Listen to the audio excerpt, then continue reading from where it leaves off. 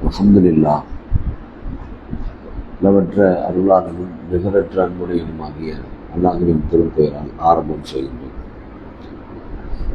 கண்ணியத்திற்குரிய எல்லாம் வல்ல அல்லாஹ்வின் நல்லடியார்களே, அல்லாஹ்வுடைய தூதர் நபிகள் நாயகம் ஸல்லல்லாஹு அலைஹி வஸல்லம் அவர்களின் மீதும் அவர்களுடைய சொல் செயல் அங்கீகாரம் ஏற்று தங்களுடைய வாழ்க்கையை அப்படியே அமைத்துக் கொண்ட சத்திய சகாபாக்கள் மீதும் சகாபி தோழின் மீதும் இங்கே குழுமி இருக்கும் நம் அனைவரின் மீதும் அல்லாஹ்வுடைய சாந்தியும் சமாதானமும் என்பதும் உண்டுமா. அன்பிற்குரிய சகோதரர்களே, நாம் வாழுகிற இந்த இந்திய தேசத்தில் இஸ்லாமிய சமுதாய மக்களின் மீது ஒரு வெறுப்பு அரசியல் நடந்து கொண்டே இருக்கிறது என்பது எல்லாம் நாம் அறிந்த ஒரு விஷயம். இந்த வெறுப்பு அரசியலுடைய உச்ச நிலை எப்படி இருக்குன்னா, மனிதாபிமானம், மனித நேயம் இவைகளை எல்லாம் குழி தோண்டி புதைக்கின்ற ஒரு நிகழ்வை நம்மால் பார்க்க முடிகிறது. பொதுவாக ஒரு கட்சியினுடைய தன்மையை, ஒரு கட்சியினுடைய ஆற்றலை, அந்த கட்சி எந்த மாநிலத்தை ஆட்சி செய்கிறதோ அந்த மாநில மக்களுடைய நிலைமைகள் எவ்வாறு இருக்கிறது என்பதை நாம் தெரிந்து கொண்டால் அந்த கட்சி இன்னொரு மாநிலத்தை ஆள்வதற்கு தகுதியானதா என்பதை நாம் முடிவு செஞ்சிடலாம். பொதுவாக நாம் தொடர்ச்சியாக பார்க்குறது உத்தரப்பிரதேசம், மத்திய பிரதேசம், ராஜஸ்தான் இது போன்றது. அதாவது பாரதிய ஜனதா கட்சி எந்த மாநிலங்களை எல்லாம் ஆட்சி செய்கிறதோ அந்த மாநிலத்தில் அந்த மாநில மக்களினுடைய நிலை எப்படி இருக்கிறது அப்படிங்கிறது முழுக்க முழுக்க முழுக்க முழுக்க அந்த மாநிலங்கள் முழுவதும் இஸ்லாமிய வெறுப்பு அரசியல், தலித் சமூக மக்களுடைய வெறுப்பு அரசியல் இதுதான் நடந்து கொண்டிருக்கிறது. சமீபத்தில் செப்டம்பர் 30 உத்தரப்பிரதேசத்தில் நடந்த ஒரு நிகழ்வு. ஒரு இஸ்லாமிய பெண்மணி, பேர் ஹாமா பர்வீன், கணவருடைய பேர் அன்வர். இந்த ஹாமா பர்வீன் அப்படிங்கிற ஒரு பெண்மணி பிரசவத்துக்காக போய் மருத்துவமனையில் சேர்க்கப்படுறாங்க. சேர்க்கப்படும்போது அவங்களுக்கு பிரசவ வலி எடுக்கிறது. ஆனால் ஒரு பெண் மருத்துவர் என்ன சொல்கிறாருன்னா, நீ ஒரு இஸ்லாமிய பெண் அப்படிங்கிறதுக்காண்டி உனக்கு நான் பிரசவம் பார்க்க மாட்டேன் அப்படின்னு சொல்கிறாங்க.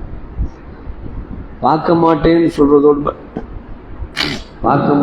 சொல்கிறதோடு மட்டுமல்லாமல் தன்னுடைய சகமாக வேலை செய்கிற எல்லார்ட்டையும் இந்த பெண்ணுக்கு மருத்துவம் பார்க்கக்கூடாது, அறுவை சிகிச்சை அரங்கத்துக்கு கொண்டு போகக்கூடாது என்று சொல்லிவிட்டு போகிற காட்சியை பார்க்குறோம்.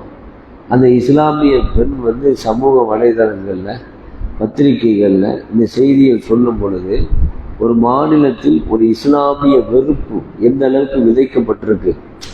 உலகத்தில் மனிதாபிமானம் மிக்கவர்கள் மருத்துவர்கள் அப்படின்பாங்க.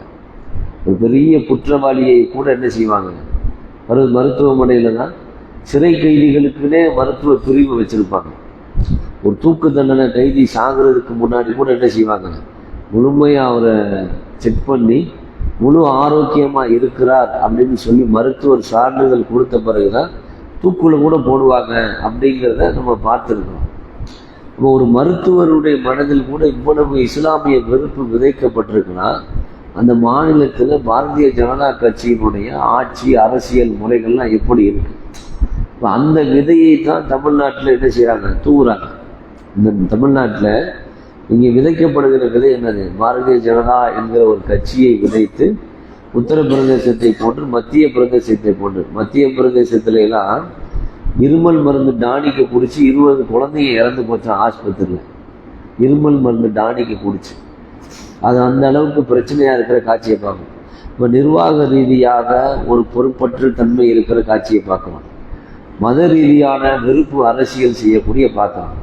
ஒரு இஸ்லாமிய பெண் என்பதற்காக பிரசவம் கூட பார்க்க மாட்டேன்னு சொல்கிற காட்சியை பார்க்கணும். இதெல்லாம் எதனால் அவர்கள் செய்கிறார்கள் அப்படின்னு சொன்னால், ரொம்ப ஆழமாக நாம் சிந்தித்து பார்க்க வேண்டிய விஷயம் என்னன்னா, இறைவன் நமக்கு செய்த அருள், மனித சமூகத்துக்கு செய்த அருள். ரப்புல் ஆலமீன் உலகத்துக்கு சொல்லும்போது எப்படி சொல்றாங்கன்னா, மனிதர்களை ஒரு ஆணிலிருந்து ஒரு பெண்ணிலிருந்து தான் படைத்தோம் அப்படிங்கிறான். அவரிலிருந்து அனைவரையும் பல்கி பெருகச் செய்தோம் அப்படிங்கிறான். யார் இறை அச்சம் உடையவர்களோ அவர்கள்தான் இறைவனிடத்தில் கண்ணியமானவர்கள் என்று ரப்புல் ஆலமீன் சொல்லுகிறான். இந்த சித்தாந்தம் இருக்குல்ல, இந்த சித்தாந்தத்துக்கு எதிரானவர்கள் தான் பாசிசவாதிகள். அவர்களுடைய சித்தாந்தம் என்னன்னா, தலையிலிருந்து பிறந்தவர் பிராமணன், தோளில் பிறந்தவர் வைஷ்ணவன், இடுப்பில் பிறந்தவர் சத்திரியன், காலில் பிறந்தவர் சூத்திரன், பாதத்தில் பிறந்தவன் பஞ்சமன். இது வர்ணாசிரம சித்தாந்தத்துக்கு எதிராக இருக்கிறதுனா இறைவனின் கோட்பாடு இஸ்லாம். ஒரு ஆணிலிருந்து ஒரு பெண்ணிலிருந்து தான் படைத்தோம், உங்கள் அனைவரையும் பல்கி பெருக செய்தோம் அப்படின்னா இஸ்லாம் உலகத்திற்கு சமத்துவத்தை போதிக்குது. எல்லா மனிதனும் ஆண்டானாக இருந்தாலும் சரி, அடிமையாக இருந்தாலும் சரி, செல்வந்தனாக இருந்தாலும் சரி, ஏழையாக இருந்தாலும் சரி, இறைவனுக்கு முன்பாக அனைவருமே சமம். இங்கே சமத்துவத்தை போதிக்குது இஸ்லாம். அப்போ இந்த சமத்துவத்தை இஸ்லாம் போதிக்கிறனால இந்த சமத்துவம் நம்முடைய வர்ணாசிரம சித்தாந்தத்துக்கு எதிராக இருக்காது.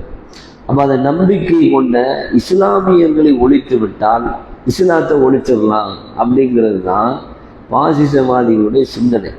அதனால தான் அவர்கள் இஸ்லாமிய ஒரு பெண்மணி பிரசவத்துக்காக போயிருக்கும் போது கூட ஒரு மருத்துவருக்கு என்ன குணம் வேணும், முதல்ல உடனே அட்மிட் பண்ணுங்க, உயிருக்கு ஆபத்து, 2 உசுறு அப்படின்னு தானே சொல்லுவாங்க.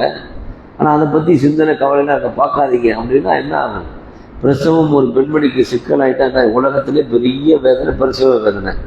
அந்த வேதனையை கூட அனுபவித்து சாகட்டும் ஒரு மருத்துவர் நினைக்கிற அளவுக்கு மனிதாபிமானம் செத்து போய் இங்கே மதவாதம் விதைக்கப்பட்டிருக்கு அப்படின்னு சொன்னால் நமக்கு நிறைய கடமையும் பொறுப்பு இருக்குது. நமக்கு நிறைய கடமையும் பொறுப்பு இருக்குது. இந்தியாவிலேயே அமைதி மிக்க மாநிலம் அப்படின்னு சொன்னால் அது தமிழ்நாடு தான்.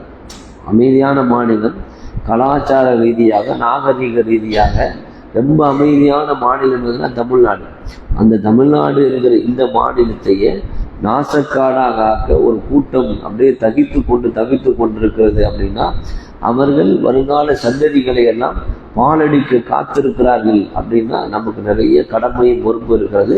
அந்த மனித விரோத சக்திகளுக்கு எதிராகவும் நல்ல அல்லாஹ்வுடைய வழியில் நம்ம என்ன செய்யணும், பிரச்சாரத்தை மேற்கொள்ளணும், தீமைகளை மக்கள்கிட்ட எடுத்து சொல்லணும், நன்மைகளை எடுத்து ஏவணும் என்பது போன்ற காரியங்கள் ஒவ்வொருத்தரும் தனி மனிதர் ஒவ்வொருத்தரும் என்ன செய்யணும், பிரச்சாரம் செய்யக்கூடிய மக்களாக மாறி நாம் வாழுகிற இந்த சமூகத்தை காக்க வேண்டிய கடமையும் பொறுப்பும் நமக்கு இருக்கிறது என்பதை கூறி என்னுடைய சிறிய உரையை நிறைவு செய்கிறேன்.